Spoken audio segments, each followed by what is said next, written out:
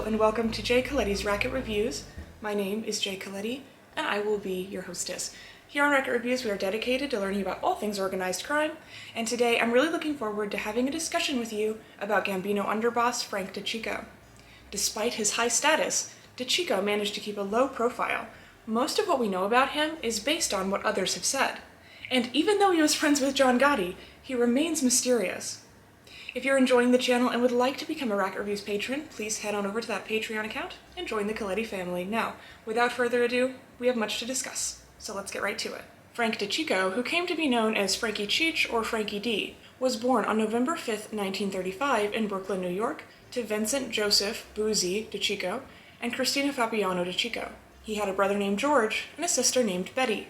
As you can imagine, Boozy DeCicco did struggle with alcoholism. He was a soldier in the now Gambino family as his children were growing up. Boozy's brother, also named George, ranked even higher as he was a captain in the Gambino family.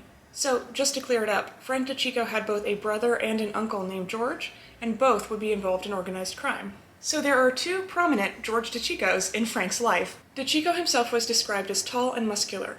He had a thick neck that pulsed with thick blue veins when he got angry. He was noted for his intelligence, specifically in the way of creating airtight plans, which would come to feature prominently later in his life. Personally, he was described as cunning and a successful gambler. On the other hand, he was described as rather chaotic and a messy person. It has been noted on several occasions that his car was very disorganized. Look, cars get messy, okay? It happens to the best of us. No need for us to be judgmental here. Not surprisingly, DeCicco got involved in the life early. It was his family's business after all. He got started working small jobs such as truck hijacking and armed robbery. Because of his family's mafia legacy, DeCicco was promoted quickly to labor racketeering jobs. In his early days, he also worked closely with Anthony Gaspipe Casso, who would go on to work for the Lucchese family and become an underboss himself. Paul Castellano, who at this point was making his way up the ranks in Cosa Nostra, in the Gambino family, would take a liking immediately to DeCicco and granted him many opportunities. In 1957, Frank DeCicco would marry Rosemarie Siriani DeCicco. They would go on to have two children, one son and one daughter, Vincent and Grace. Rosemary had graduated from Lafayette High School in Brooklyn and seemed to be a calming presence in DeCicco's life. A New York Yankees fan and someone who enjoyed watching tennis, she also loved gardening and cooking. When she wasn't traveling with her husband or with friends to Las Vegas, Atlantic City, and Aruba, she enjoyed cooking shows and game shows. It's reported that she was extremely family-oriented and never missed a ball game or recital or event in which her children took part. Frank and Rosemarie were married for 30 years, and after his death, which we will cover in detail, she never remarried. Now, whether that was because she loved DeCicco so much and their relationship was just so special, or because she'd put up with so much having a husband in the mafia that she didn't want to have the hassle of another one, we'll never know for sure. What we do know is that after his death, she lived another 21 years working as a secretary and remaining dedicated to her family. She passed away in 2007, a year before their son Vincent died of cancer in 2008. Digging deeper into DeCicco's family, his nephew Robert DeCicco, who was related to him by way of his brother George, would go on to be a Gambino mobster as well. Back to DeCicco's criminal history, he would be brought under Castellano's wing, specifically regarding union corruption. Castellano would give DeCicco a position in the Teamsters Union, Local 282. Shortly thereafter, DeCicco became the go-to guy to set up mobsters with union ghost jobs in the area. DeCicco was also close with Sammy the Bull Gravano, and, in fact, stepped into the role of a type of mentor for Gravano. The relationship could have turned sour if DeCicco had been more of a hothead when Gravano's brother-in-law, Nicky Schibetta, insulted DeCicco's niece, George DeCicco's daughter. This type of behavior in mafia tradition would call for Schibetta to be murdered. Other, more scandalous rumors contend that the real reason for what happened next was due to Schibetta being a secret homosexual. Homosexuality in Cosa Nostra does not typically end well for those involved, unless of course we're talking about making money off of gay nightclubs. In any case, the story goes that Gravano was not initially willing to take lethal action against Schibetta, which infuriated George DeCicco. Frank DeCicco stepped between the two men and mediated the situation, eventually getting Gravano on board. Schibetta is one of the 19 murders Gravano would eventually confess to being involved in. Some reports do claim that Gravano did the job himself, but most contend that Frank DeCicco, with the assistance of two of Gravano's men, Louis Milito and Joseph D'Angelo, killed Schibetta. Schibetta went missing in 1978, and there was no sign of him until John Gotti Associates claimed that one arm of Schibetta was found by the family dog. Speaking of John Gotti, he was an up-and-comer, but unlike DeCicco, was known for an explosive temper and craving the spotlight. Despite DeCicco and Gotti's obvious differences, it's reported that they were fast friends. DeCicco was low-key.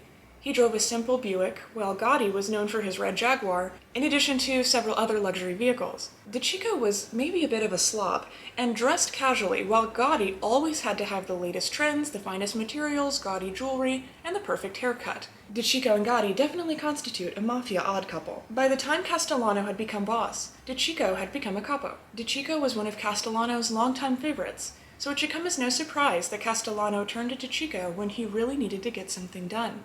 That something came in the form of Roy DeMeo and his crew in the early 1980s. Roy DeMeo, who we covered in his own spotlight a couple weeks back, but just as a refresher, was one of Castellano's top men and had killed upwards of 200 people. He was also involved in a huge stolen car ring, which was soon discovered by the FBI. To make matters worse, the car ring would implicate Castellano. Castellano was never a fan of DeMeo, but his insane murder record and the fact that Anthony Gaggi had been pushing for DeMeo to be made since Castellano had become boss made Castellano bend on his initial instinct to keep DeMeo out of the family. Castellano was afraid that DeMeo, who was unstable, would rat on him to the authorities, since any verdict would likely result in DeMeo going to prison for life or receiving the death penalty. Castellano had tried to pass the job of killing DeMeo to John Gotti, who, according to Gene Gotti, his brother, John was not at all interested in this because DeMeo and his crew were so dangerous. Castellano was finally able to pass this contract to DeCicco, the master planner. DeCicco knew that DeMeo was not only dangerous, but DeMeo was also informed that he was in hot water with the family. Many thought that he was going to run off and try to disappear, which would look even worse on the Gambinos. DeCicco racked his brain for some time, trying to figure out how he could get the job done before realizing that the best way to take DeMeo out was from within his own crew. DeCicco was able to convince Joey Testa and Anthony Sinter, the Gemini twins, to take out their boss. It's also frequently reported that Nino Gaggi was present for this murder. This January 10th, 1983 murder of DeMeo really elevated DeCicco's status further, and again, despite his low profile, locked him in as one of the main players in the Gambino crime family. But not so fast. We have to fight the temptation to believe that because DeCicco was such a top earner for Castellano, and because Castellano had been such a fan of DeCicco for so long, that the two men had a harmonious relationship. This is the mafia we're talking about. When Carlo Gambino died, many believed that Agnello Della Croce, the underboss, was the rightful heir to the family headship. When Gambino skipped over Della Croce and put Castellano in as boss, it left a bad taste in everyone's mouth. Although Gambino was doing Castellano a favor, he really put Castellano at a disadvantage from the start.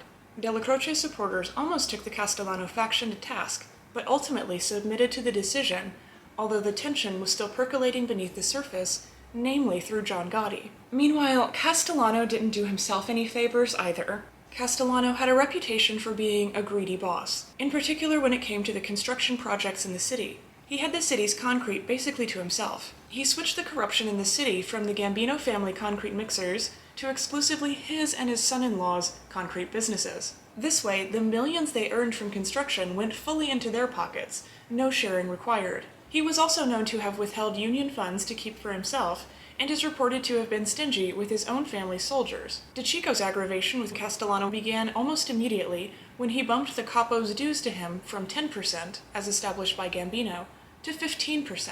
There are also reports more explicit and embarrassing in nature regarding Castellano bragging to his friends about his mistress and certain implants that he'd received in order to please her better. Yucky details like this made him generally unlikable. Gotti never liked Castellano anyway, and saw all of this as his opportunity to take him out for good. Gotti began floating out his desire to do so to anyone he deemed trustworthy, including Frankie Cheech. One thing that really set off specifically Gravano was the fact that Castellano worked with the Genovese family and approved hits within his own family, the Gambinos, in exchange for staying on the Genovese dole from gambling and loan sharking. When the plan to take out Castellano was first presented to Gravano, he didn't much like it, but when Angelo Ruggiero, another Gotti loyalist who would become capo once Gotti became boss, told Gravano that DeCicco approved of this plan, Gravano warmed up to it. All of this was known by DeCicco, who saw not only the ambition and willingness of Gotti to do whatever was necessary, but also the chance to get Gravano on board with the scheme. When meeting with Gravano privately and laying out the case as to why Castellano had to go, DeCicco actually convinced Gravano to get on board. It's reported that Gravano and DeCicco got a hold of Robert DiBernardo, a Gotti subordinate who specialized in the pornography business, and Gravano told him, quote, "You tell Johnny, me and Frankie will back his play." The timing couldn't have been better for Gotti, whose crew had just landed in hot water about a heroin charge. Drug distribution was specifically prohibited by Castellano, although he continuously profited from it, all the more reason not to like the guy. With Gotti in trouble for heroin, though, he knew that it was only a matter of time before Castellano gave the orders to take Gotti out, especially since underboss Agnello Della Croce at this point was dying of cancer and could no longer provide Gotti with any protection. Just in time, DeCicco and Gravano presented themselves as allies. Gravano had told DeCicco that he preferred that he, DeCicco, be the boss with Gotti as his underboss. It's reported that DeCicco answered, quote, "John's f***ing ego is too big. I could be his underboss, but he couldn't be mine. Look, he's got brains, he's got charisma. If we can control him to stop the gambling and all of his flamboyant bullshit, he could be a good boss. Sammy, I'll tell you what, we'll give him a shot. Let him be the boss. If it don't work within a year, me and you, we'll kill him. I'll become the boss, and you'll be my underboss, and we'll run the family right." The Gotti faction ran into a snag when they had trouble actually thinking of how exactly to murder Castellano, and the clock was ticking. It wouldn't take long before Castellano would figure out that they were plotting against him if they didn't act fast. Gravano had pushed Gotti to take him out as soon as possible, telling him, quote, "No time like the present," but Gotti just couldn't work out the right setup. Luckily for Gotti, DeCicco, the man who always had a plan, came to him with an opportunity. Castellano had invited DeCicco to dinner in what seemed like an olive branch for having not attended Della Croce's funeral. The only other man who would be with Castellano was Thomas Bellotti, his new underboss. When DeCicco offered this time to Gotti, Gotti was still hesitant, but eventually agreed. DeCicco organized the meeting, time, and venue with Castellano for December 15, 1985 at Sparks Steakhouse. Gravano organized the details of the assassination, which consisted of 8 gunmen ambushing Castellano's car. DeCicco would sit and watch from the inside of the restaurant facing the window. He was accompanied by James Feia, who had no idea that this assassination was going to happen. Gotti and Gravano would watch the murders take place from a car across the street.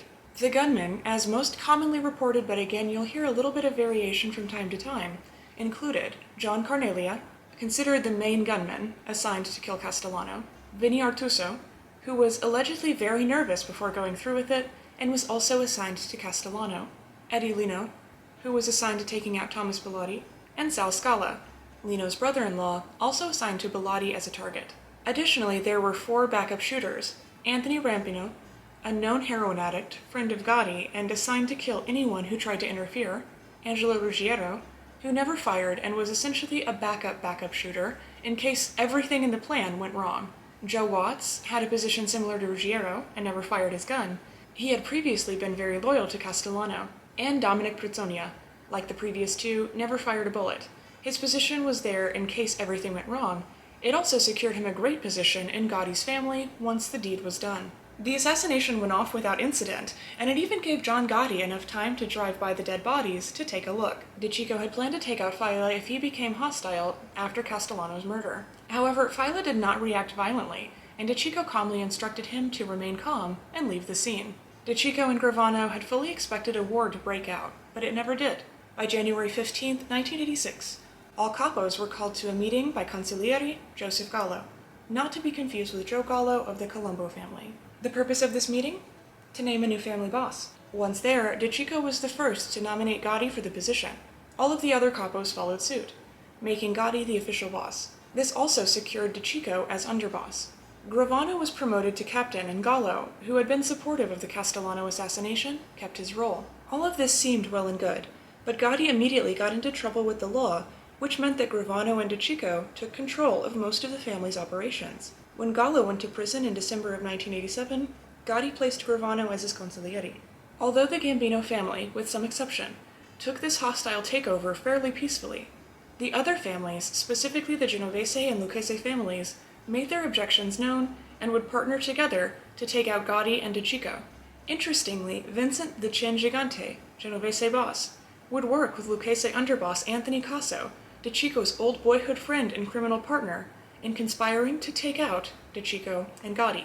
Casso would get in touch with Herbert Pate, a Genovese associate, to help carry out the hit. It took place on April 13, 1986, while Frank DeCicco and Frank Bellino, a family friend whom the conspirators mistook for Gotti, were inside the Veterans and Friends social club. Pate, after pretending to drop groceries, would place a remote-controlled plastic explosive beneath DeCicco's car. Pate then stepped away and waited with his remote until DeCicco and the man he thought was Gotti left the social club and got close enough to the car. When DeCicco and Bellino left the club and got close enough to the car, Pate activated the bomb. This would kill DeCicco, but Bellino would survive. According to Sammy Gravano, the force of the blast, the concussion, blew most of the fluids out of Frankie's body. He had no blood left in him, nothing, not an ounce. DeCicco was pronounced dead upon his arrival to the hospital on April 13, 1986. Frank DeCicco was denied a Catholic funeral mass. Instead, his service took place at the Scarpacci Funeral Home, within view of where he had been killed. He was buried at Moravian Cemetery in Staten Island, New York. I hope you've enjoyed this episode of Racket Reviews spotlighting the life of Frank DeCicco. DeCicco was literally born into the mafia life and left an enormous legacy behind him, although if he were still alive, he would never tell you about it. Make sure to let me know in the comment section below or on Facebook and Twitter what you think about Frank DeCicco. Also, don't forget to utilize the comment section and social media to let me know about who or what you would like to see covered next. I always love hearing from you, and I'm always happy to investigate. Make sure to like, subscribe, and click notifications to get more Mafia content sent directly to your sub box. Ciao.